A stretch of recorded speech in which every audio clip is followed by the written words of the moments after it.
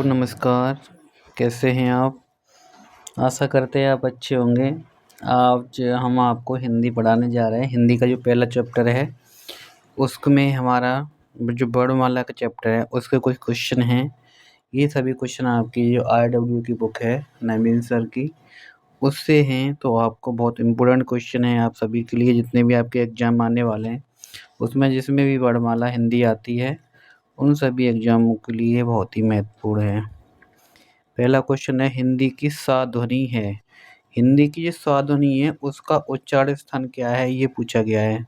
तो आप जानते हैं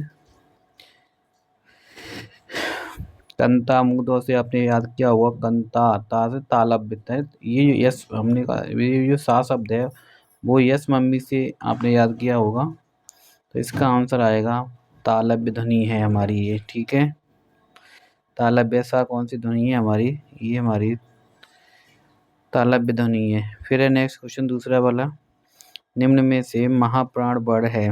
महाप्राण कौन सा वर्ड है? महाप्राण वो वर्ड होते हैं जिनको बोलने में आपको ज़्यादा जोर लगता है। ठीक है, तो ये हैं हमारे दूसरे और तीसरे, आप जानते हैं दूसरे और चौथे, यानी ये तो होते महाप्राण वाले, और आपका 1, 3 और 5 ये आपका अल्प प्राण से संबंधित होते हैं। ठीक है, आपने पढ़ा होगा तो आपको जानते होंगे आप उसके बारे में। तो महाप्राण जो वर्ड है वो हमारा था है, क्योंकि सेकंड नंबर पर आता है। फिर है तीसरा क्वेश्चन, कौन सा वर्ड ओष्ठ नहीं है? तो इसमें हो जाएगा ओष्ठ जो वर्ग आता है वो माँ वर्ग होता है, माँ। तो इसमें आ जाएगा आपका आ नंबर। फिर है, हिंदी शब्दकोश में अंग और आह किस वर्ड के साथ आते हैं? तो हिंदी शब्दकोश में अंग और आह आपके आ वर्ड के साथ में आते हैं। ये option number B right answer है। फिर है आपका अल्प प्राण ध्वनियों का समूह कौन सा है? अल्प प्राण वो ध्वनियाँ होती हैं जिनमें बोलने में आपको कम समय लगता है, और ये आपके विषम वाली ध्वनियाँ होती हैं, विषम चरण वाली। तो विषम चरण कौन सा वाला? 1, 3 और 5। तो कौन सा है इसमें आपका? तो हो जाएगा ऑप्शन नंबर आपका बी। फिर है आपका 6 मार्क क्वेश्चन जो है, निम्नलिखित में से कौन सा शब्द अमात्रिक है?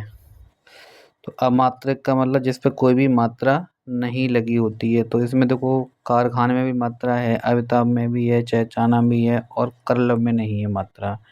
तो इसका आंसर हो जाएगा सी नंबर। 7 है, वर्ड शब्द का अर्थ नहीं होता।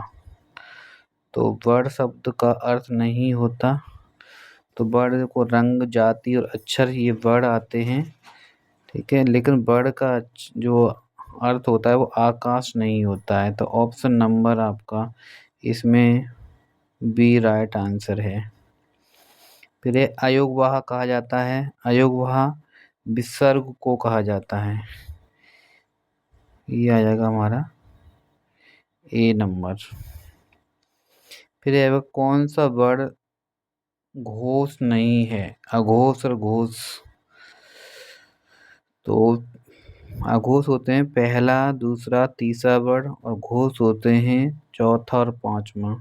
तो इसमें हमारा अघोष घोष नहीं है पूछा है, तो ये पहला हमारा जो अघोष होता है ता वाला, ये नहीं है हमारा। ठीक है,